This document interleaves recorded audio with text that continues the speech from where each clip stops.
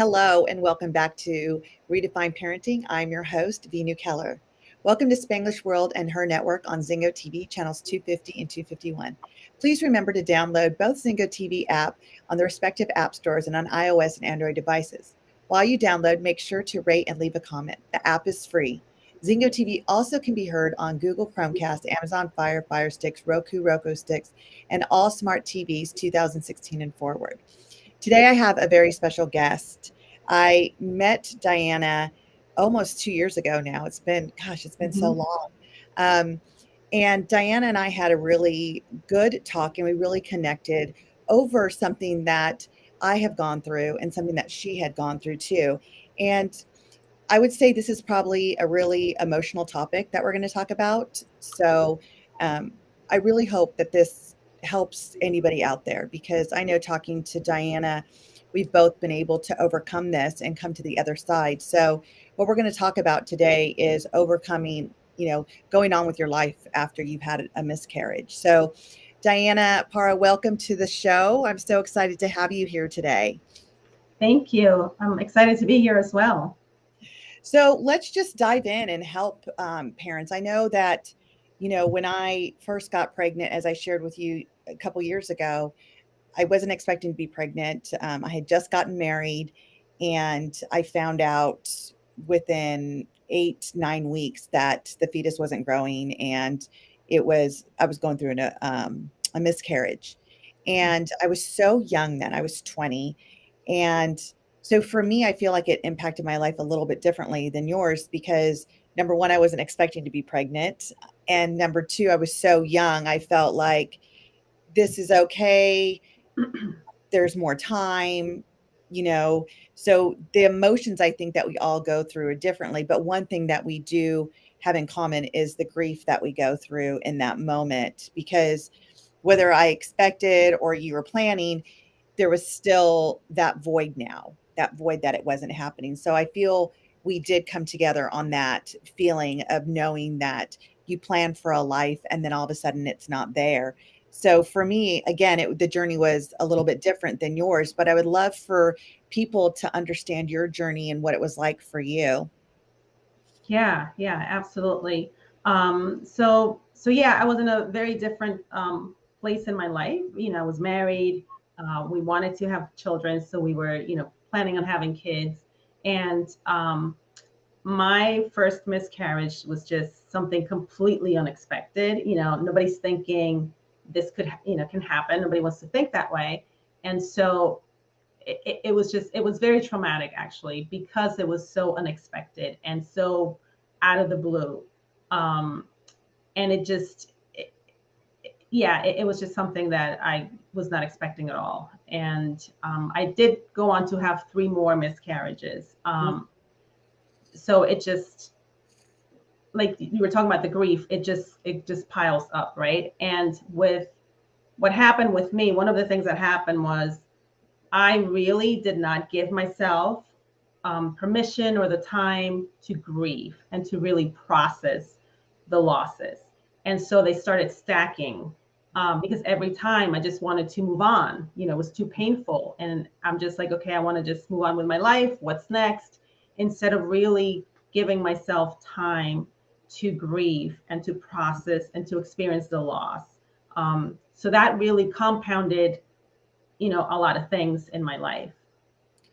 And you bring up something that's so important. I feel like we all do this in our life.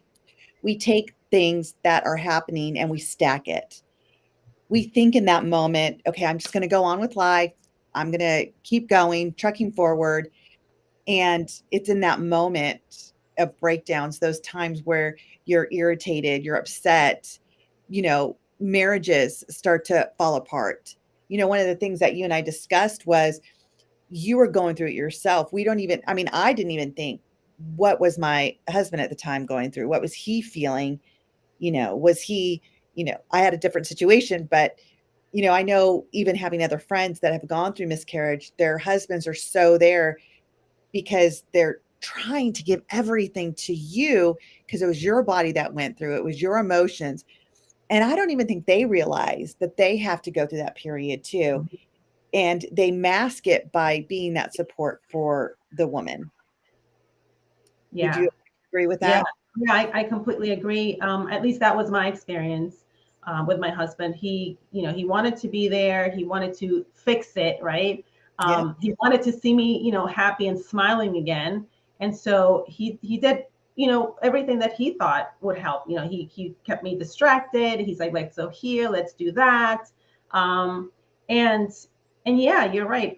They're also grieving. That was a loss for them as well. And much later, he and I were able to start having conversations around that. What was that for him? What was that like for him? What was his experience? Because at first I felt like, well, why doesn't he feel the way that I feel? Does he not feel the pain? Does he not feel the loss? How come he's just, just ready to move on? But obviously he was going through his own, process just in a different way. And his priority at that point was, to take care of me. Right. Which is such a great, honorable thing because that's what men want to do. When we look at the masculine and the feminine is the receiver, the feeling, the emotions, the nurture, and the man is like, how do I fix it? Just like you said, how do I fix it? How do I make this better? How do we just keep going on with life? Yep. And yet allow you to grieve in that moment and be there for you. And I feel there's also that moment, and I went through this too, is what is life going to look like now? Mm-hmm. You know, I mean, for me, I was afraid of what you went through, to be honest. If I had one miscarriage, is that going to lead to another and to another and to another? So at what point, and I was blessed, like I ended up having, two more, well, four more children because Mm-hmm. I got four of my own and two stepchildren. What was it like for you? When did you realize that I can't do it anymore? I cannot keep trying to go through this anymore. Yeah, it was after the fourth one. So between the third and fourth, obviously, well, prior to that, I should say, I started after the second one, I started to go see specialists and doctors because, a lot of women have, a miscarriage. Like it's kind of common, right? Um, but then after the second one, I'm like, okay, I need to go see someone. So I went to, different specialists, got tested and all of that stuff.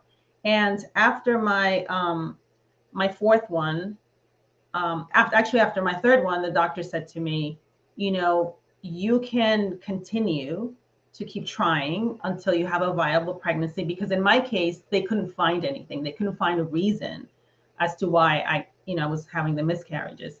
So he said, you can continue to try until you have a viable miscarriage. And he said, I have a patient who had 13 miscarriages, and the fourth pregnancy was viable. And when he said that to me, I knew at that point, I'm like, I can't, not emotionally, not physically. I just cannot put myself through that, many times. So, my husband and I talked about it and I said, okay, we'll try one more time. And that was the fourth time. And then I miscarried and I said, I cannot do this anymore. And we had always talked about adoption. We wanted both biological children and adopted children. So at that point, we said, okay, we're not going to have biological children. Let's focus on, adoption. Nice. Yeah. And it's interesting because you did get a gift. Not only Mm-hmm. did you get one, you got three. You Mm-hmm. I believe you adopted the three siblings Yep. and Yep. you've raised them since they were little. Yep. Mm-hmm. And Yep. how was that? How was that transition for you to finally come to terms that, and I'm just going to get real and raw here because I feel like that's going to help people out there. How Yep. do you come to that terms where I'm not going to physically be able to carry a baby, birth a baby? And is there any fear that you're going to be able to connect to your adopted children to feel that same mothering? Because let's face it, when we get pregnant, our brain already goes into mothering. We're Mm-hmm. protective. We're thinking of what we're going to do, planning the baby room. Like we're making plans for them to go to college already the minute we find out we're pregnant. So we've been there. And so you already have that nature, right? When we talk nature versus nurture, Mm-hmm. that nature feeling of being a mom to your own child, and now you're going to be a mom to someone else who birthed these children. how was that transition for you? Um, it was in my case, it was kind of I guess the best way to describe it, it's like complex because so I wanted to be a mom. I was ready to be a mom, and so we went through the adoption. And like you said, we adopted three, sibling group of three, and they were 3, 5, and 7 at the time of the adoption. Um, and I was just so ready to be a mom. I wanted to, I thought it would just be like just jump right in, right? And hey, like I'm your mom and you're my kids, and kind of things, just go on, like we envision, right, in our minds. And it wasn't like that. They had their own backgrounds, their own trauma, their own painful. And what I realized much later um, was that because I didn't process my own losses and I didn't allow myself to really grieve, I had all that trauma still there. So it was kind of like when we came together, it wasn't pretty, to be honest. It wasn't. It was very challenging. It was very difficult. It was very painful. And so I've had to kind of just find my way through that and I guess, heal a lot of that stuff and kind of go back and go through the grieving process so that I could like let go of that and then focus on my kids now and um and work on creating a healthy bonding and attachment with them, you know, Right. and in the process also help them to go through their own grieving process and their own trauma and help, be able to be there for them. Right. And I coach a lot of kids, and some of the kids that I coach are adopted. And it's interesting how some say, "Oh, I'm good, I love my adopted parents, whatever." And yet the deeper I dig, there's this unconscious, was I wanted? Why wasn't I wanted? And it's a battle. It's an incongruency of a battle inside of them, because part of them is, of course I'm wanted. These people adopted me. I am wanted and I am loved and I have a great life. And then on the other side of it, it's, well, if you're so lovable, then why did your parents give you up? Why, Mhm. and you and I both know through our experiences that people give up kids for adoption for many, many reasons. And Mhm. I have seen many reasons for the positive is that they knew that where I'm at in my life today, I cannot give this child the life that they deserve, or I'm going through my own trauma or my own addictions or whatever it is. And it's actually, they love the child enough Yeah. to say, I'm going to let you go. Cause, you know, again, when we get pregnant, it's that immediate bond, Mhm. to that child that's growing inside of you. And so it's coming to terms that I won't be there anymore. And I'm going to trust the universe to find you good parents, you know, Yeah. like you and your husband. Mhm. you know and it's interesting because, and the reason why I wanted to bring you on the show is, you now coach women because you're on the other side of it, and it's not just with miscarriages. I know it's like with trauma. And one of the key elements you said is that I heard you say, and correct me if I'm wrong, but you envisioned this to be, okay, I'm ready for be a mom, here's my kids, and then you realized they have their trauma. If I'm going to be a mom, I got to help them go through their trauma, which probably even pushed your trauma down, like putting that mask on, if you would, to be able to be that a best mom as you can for these kids.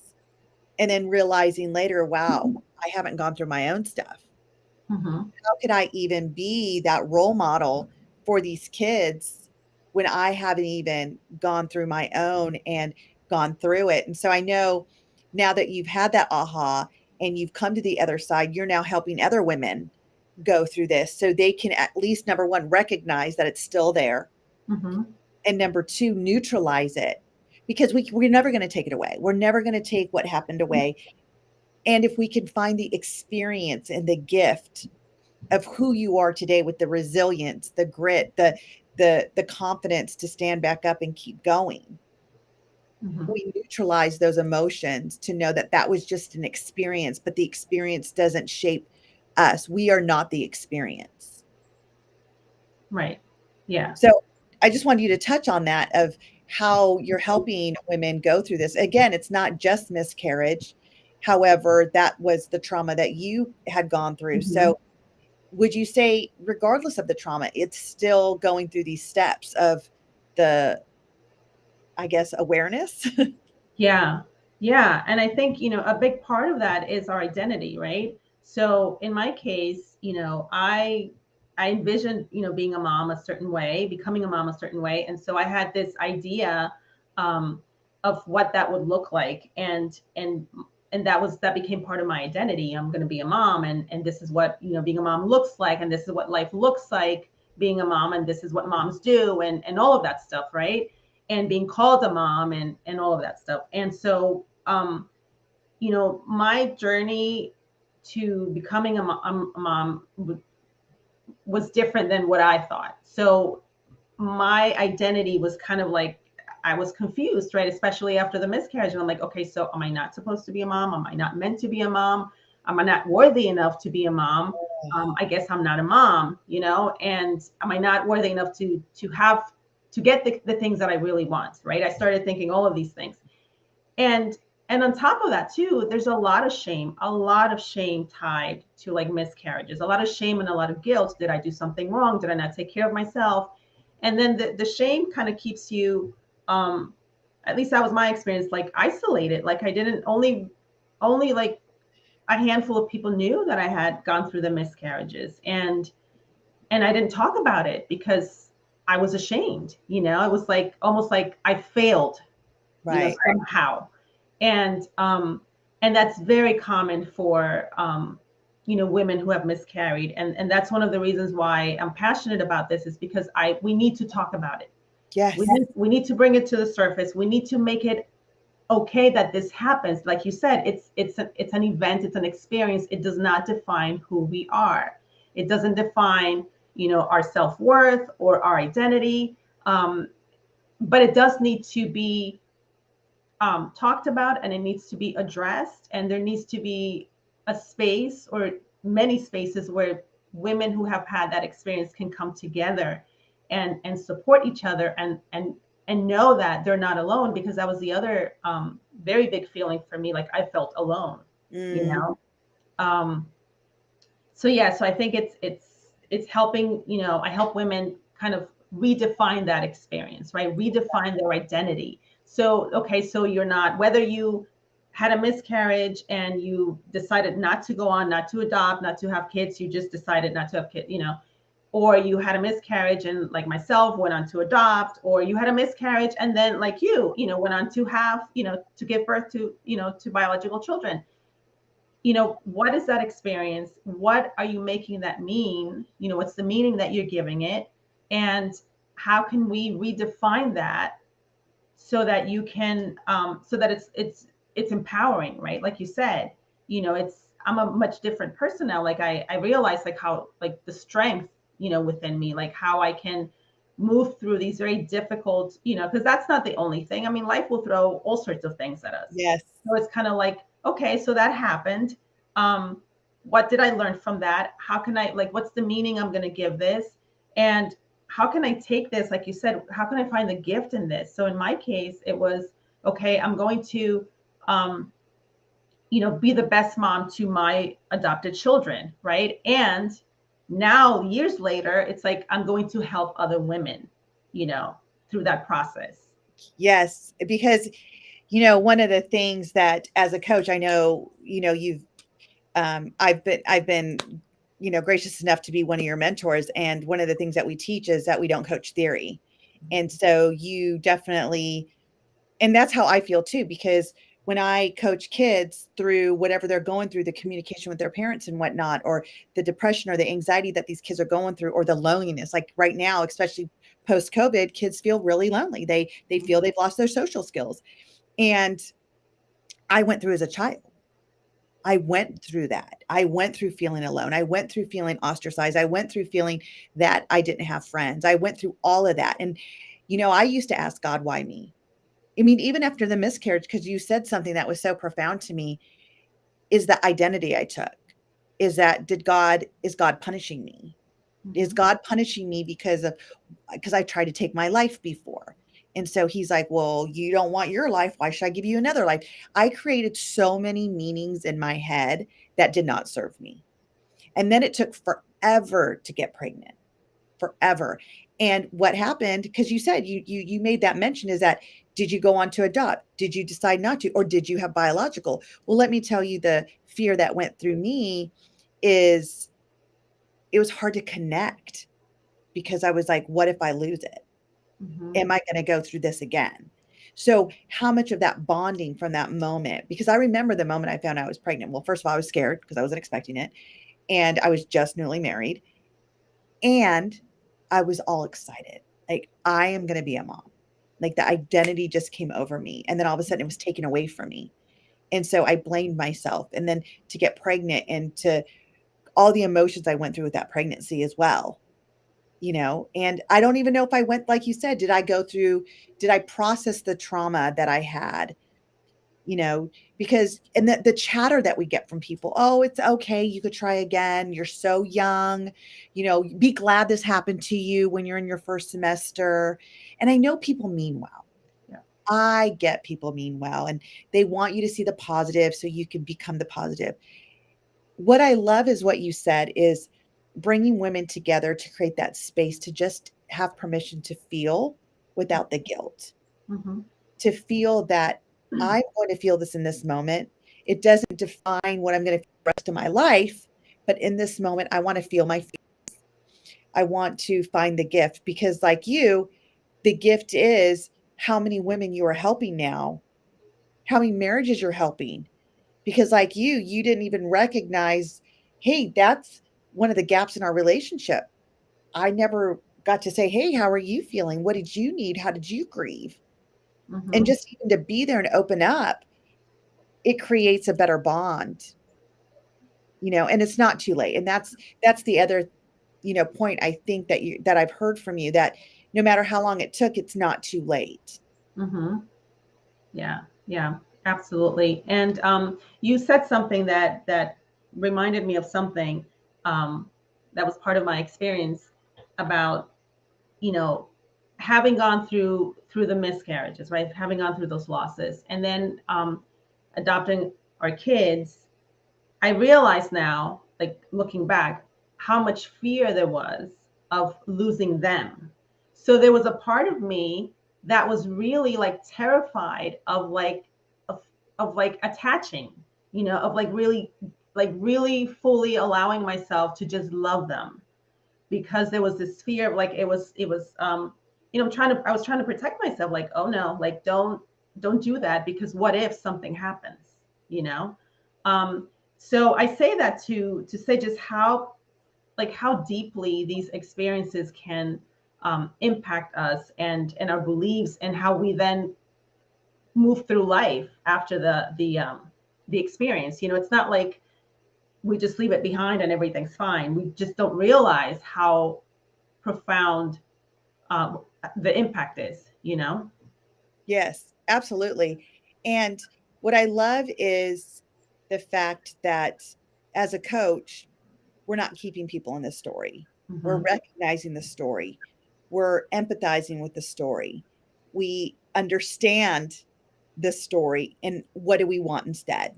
Yeah. What's the life you want instead? What's the identity you want instead? Mm-hmm. And for you, your mom identity shifted Mm-hmm. because it was no longer a mom identity with going through the birth. It was you're going to be a mom in a different way now, Mm-hmm. and to nurture that and accept that. And Mm-hmm. like you said, to really start to connect with your kids and say, okay, they're mine. There's that ownership. They're not going anywhere. No one's Yeah. going to take them. They're mine. Yeah. When you sign that, I know I have a few friends that I've adopted, and I didn't even know that there's a gotcha day. And Mhm. it's Yeah. it's so beautiful to, Mm-hmm. on that gotcha day to see Facebook light up or Yeah. Instagram light up with gotcha day. Mm-hmm. It's even a bigger celebration than the birthday of the child. Yeah. It's Yeah. almost like the birthday that you got them. Yeah. Yeah, and that what I have found that that's really, it's really important to the kids, more so than their birthday in some cases, because sometimes their birthday is triggering. You know, it brings up a lot of sad and bad feelings, right? Because they're reminded I was born and like you said, I wasn't wanted. Not all of them, but for some of them. So we used to celebrate Gotcha Day for several years when they were little, and it was really fun because it made it special, right? And we talked about, um, you know, I would always talk to my kids about like our story, like how they became our kids, you know, how they became my kids, I became their mom. So it's kind of, there was a lot of like, I guess, reframing their experience Yeah. and like reparenting in a way. Like, okay, so you know, this, I remember, like, you know, we would tell them the story. Like, I remember like packing to go to, because our kids were adopted from another country, and flying there, and how excited, you know, dad and I were, and we would just tell them, like, when they were little, like stories like of over and over again of like that, and they would just like soak it in. And again, what you're doing is kind of redefining their identity, right? Like this, oh wow, like I was really wanted, like my, you know, my parents, you know, my adopted parents were so excited and thrilled to come, you know, meet me. Um, so it's the same thing with, you know, with the women. It's really helping them to recognize, yes, this event happened, it's painful, and like you said, important that you process all of those feelings and not kind of just stuff them somewhere and pretend they're not there. And then, what do you want your life, what does that look like now, you know, Right. moving forward? What do you want, and let's create that. Absolutely. Because our emotions come from our thoughts. Mm-hmm. Our thoughts are what we're focusing on. So if we're going to focus on how it was bad, how we're not good enough, how God punished us, whatever definition we gave in that moment, that is exactly how we're going to feel. We're going to feel off of those thoughts because that's where our focus is. But if we focus on there was something else that was planned for me in my life, because you said that you and your husband talked about adopting and having biological, but if you had your two kids, I don't know if you would have adopted the three kids together, Right. and so there was obviously a path that was chosen for us, for you and your husband. Mm-hmm. And, I also want to just talk, since we're on the subject of parenting adopted kids, that there are parents out there that feel they're not doing it right because their kids have had trauma and they feel like they're failures, especially because they've miscarried. Now they've adopted these kids. Mm-hmm. Like you've adopted kids that were older, they weren't in infancy. So they've already had the first 5 years, as you and I know, as brain trainers, is that the birth to 5 is the critical years for kids, and their behaviors, their personalities are developing. And you got them at 3, 5, and 7. So two Mm-hmm. of them, their brains were already developed with the mom that they had. And now Mm-hmm. you have 2 years left with the youngest, right? Your son, I believe it was. Yeah. So how many times did you go through, the different behaviors that they had, the trauma that they had, where you're thinking to yourself, oh my gosh, maybe I wasn't cut out to be a mom. I am failing at this. Mm-hmm. Yeah. Yeah. That definitely, you know, has come up so many times. You know, it's kind of like, and I think all parents, you know, all moms do that, right? But We all, I just want to have a caveat. We yeah, do. yeah, yeah. Um, and you know, in my experience, when, you know, when your children have, you know, already like trauma, and they come to you and they have, you know, you start to see like all these, to witness all these behaviors, and they're basically, in my case, you know, the oldest one was rejecting me. You know, she didn't, you know, she was afraid. She was terrified to like open her heart up and allow herself to love again, right? Mhm. Because, you know, she's thinking, well, she's going to leave me too, right? Right. So I'm going to push her away and abandon her before she does that to me. Mm. So, you know, that's when it's really important um, to have support, and also educate yourself, like learn about what, you know, there's a lot of, you know, when you're going through the process of adoption, they, you know, they offer you classes and some trainings and stuff, but they really don't go deeply into what it could actually look like, you know. So I feel that a lot of parents go into it thinking, like myself, thinking it's going to be one way, and that's not how it is at all. And I have a background in psychology, and I worked with kids for many, many years. So I know that helped me to recognize certain things. And I knew like what was trauma, what was, and so I was able to immediately seek professional help for my kids, right? And for myself. There are a lot of parents who don't know. Right.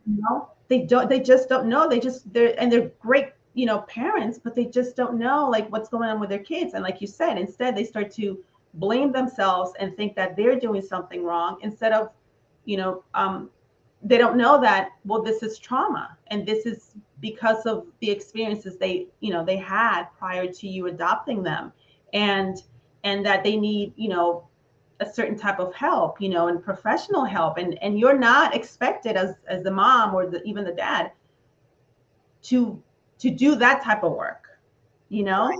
because it's a lot. We're not trained to do that trauma work. um and so I think that's another thing that I think it's so key and so important, just to really educate, you know parents who are looking to adopt, as to like what things might look like, and what their options are, like, for help and support, and that they don't have to do this alone, and that Well, I think it's not we're their fault. we're going to add that to your repertoire. So if you're wanting to adopt and you need some coaching, call Diana. She can help you with that too.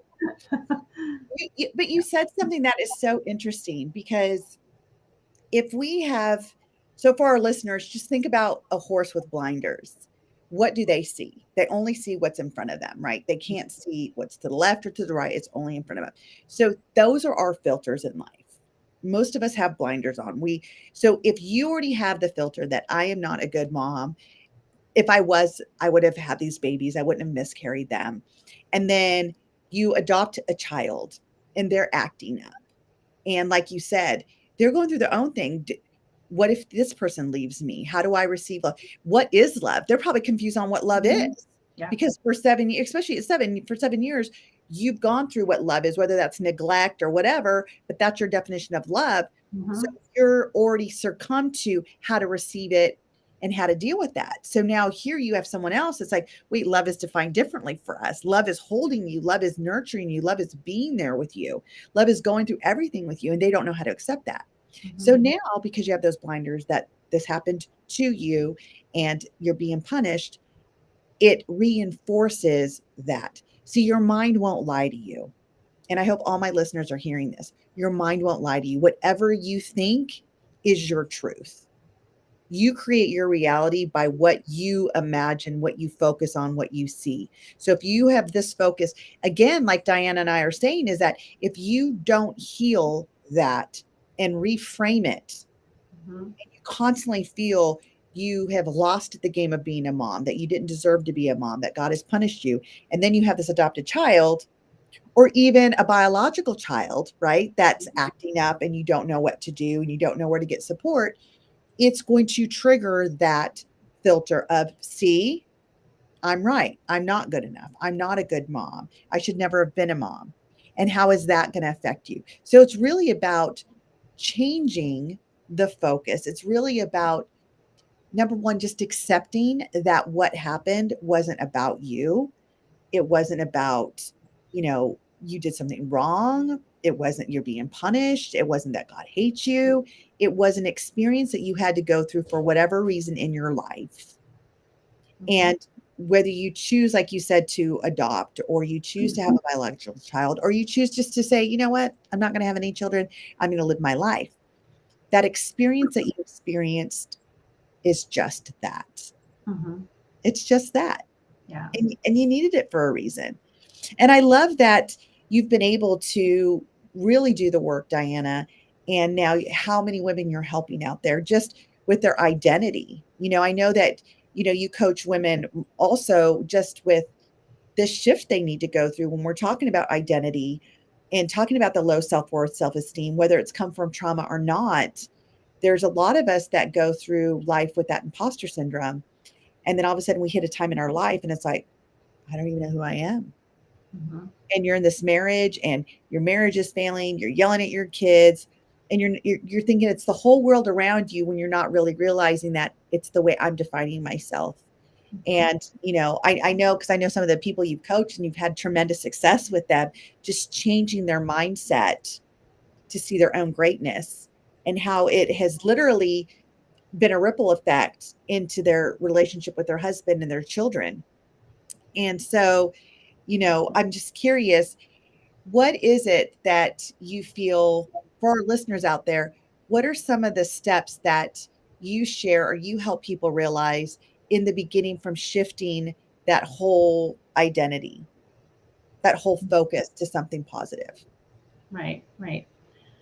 A lot of that is just really getting the person to, um first of all, to have the awareness and to really Yeah. get, like, raw and real about what it is, how it is that they see themselves, and their thoughts, like their mindset.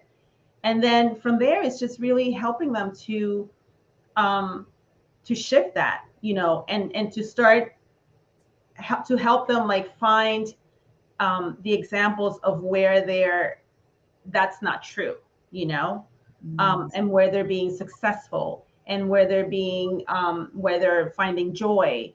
And instead of really staying focused on, like, the negative and the things, like you said, that things that are not working, you know.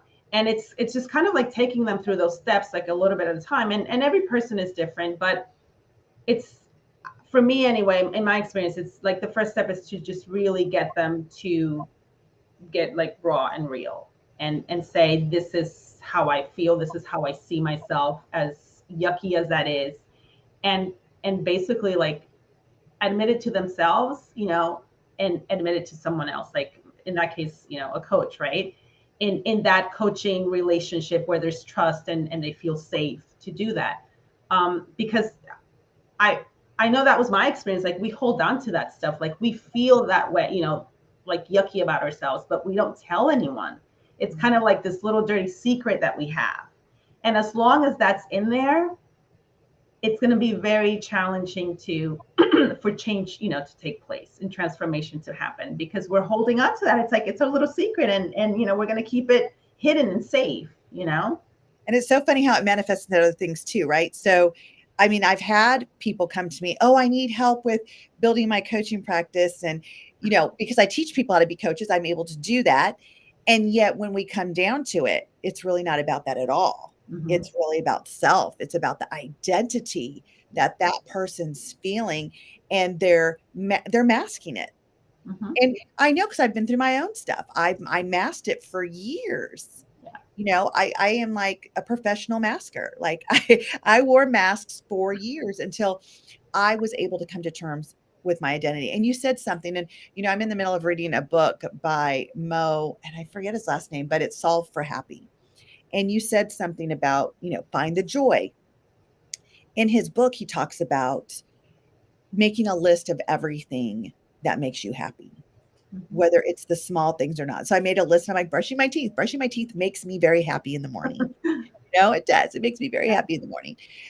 When I get up and I play pickleball with my husband and my friends, to move my body and get that movement makes me happy. So it could be simple things. Watching my children get an award, or watching my son score a goal, makes me happy. So it could be big things, it could be small things. And because if we have that reference, the moment we go back into feeling bad, it's having that reference of what makes us happy, so we can go to happy in a minute. And you and I are both neuroencoders, so we know how to get people to move and shift to default to the positive feeling versus going back to the negative. And that's why I bring this up about this book, Solve for Happy, because it really does Mhm. help you to encode what happiness is, so you default to that through any situation. And I think one of the things that you said the most is the meaning that we give it. Mhm. It's the meaning we give it, which I think also goes back to identity. What's the identity we're giving ourselves? Mhm. Because identity is really just a meaning, you know, how we're seeing ourselves. Yeah. Yeah. Yeah. And I think a lot of times too, women, when we go through an experience like that, going back to joy and finding, being happy and finding happiness, it's almost like we punish ourselves and we're like, I don't deserve to be happy. And again, it goes back, I believe, because of that shame and that guilt. So it's like if I have, if I have that little dirty secret of how I truly feel about myself, how I see myself in this really yucky way, because I believe that, maybe it was my fault.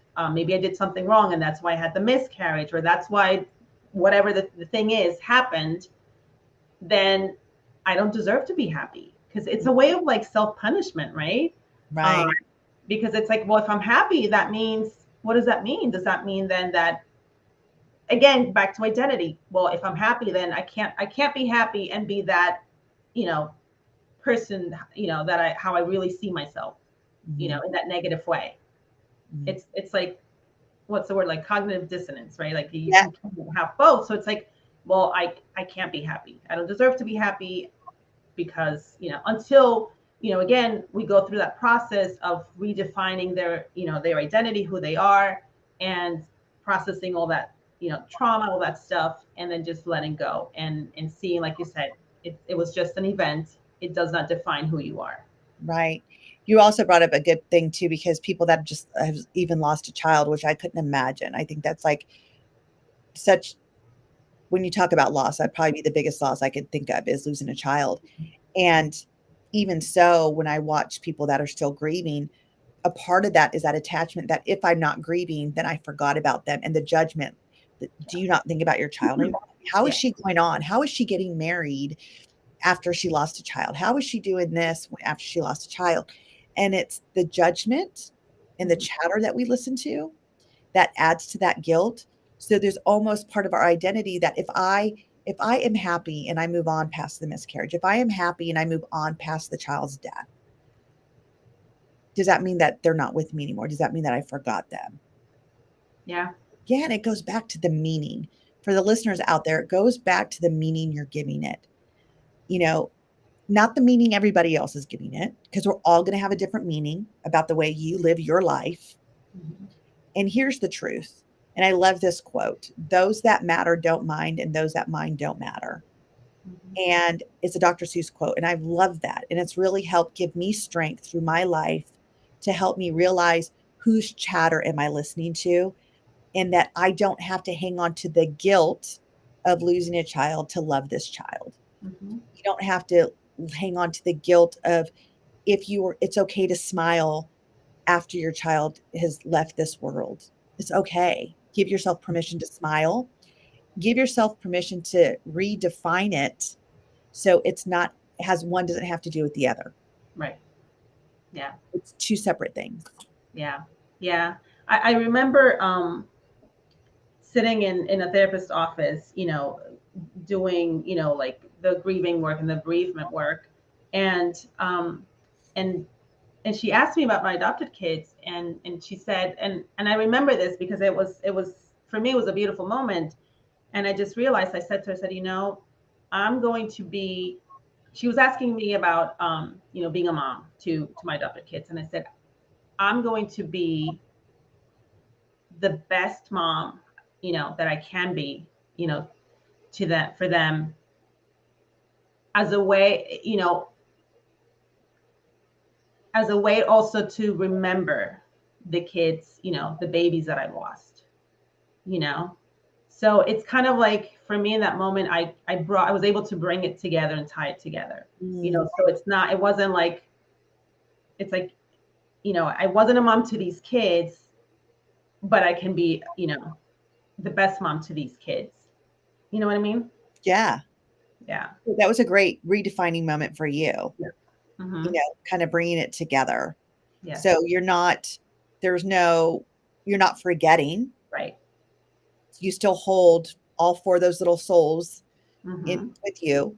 Yeah. And it's almost like for them, you're going to show them that, like, this is Mm-hmm. the mom. This is mom. And I'm going to almost like in their honor, if you Yeah. would. Remember, Yes. right? Exactly. That's what it was. Yeah. Mm-hmm.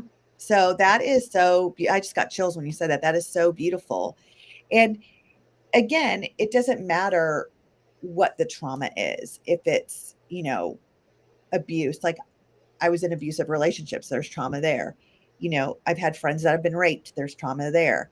There's we could define trauma as anything that happens to in our life that creates a emotional attachment or feeling to it, and it's, like the PTSD, the post traumatic stress disorder. It's, after the trauma, but you still feel the stress of what you had gone through. It's like your body, we have muscle memory. We have that emotion. When we feel those emotions, it goes into us. And so we remember the meaning we gave it in that moment, and we Mm-hmm. continue to feel it over and over again until, you know, it's one of the things you work on until you get a coach like Diana that says, you know what do you want to feel instead?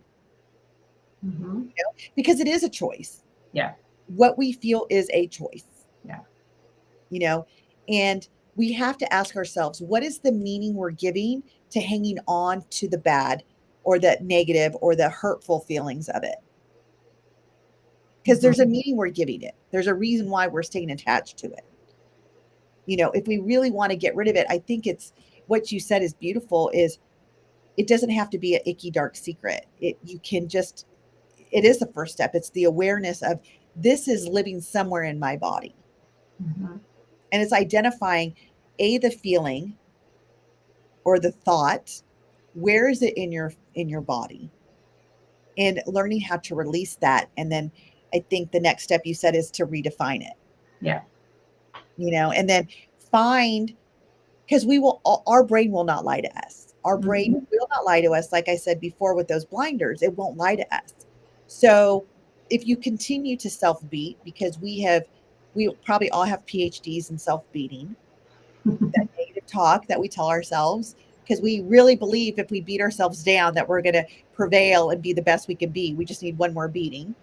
So I know me, my hands are up high. Yes, that's me. Yeah. I've done that in the past. Yeah. And what if we could learn how to self build? And I really feel, you know, the people that you coach, Diana, that's what you teach them. You teach them how to self build. You Yeah. teach them that the resilience that's in them, because it takes resilience to come to you and say, hey, I'm ready. Mm-hmm.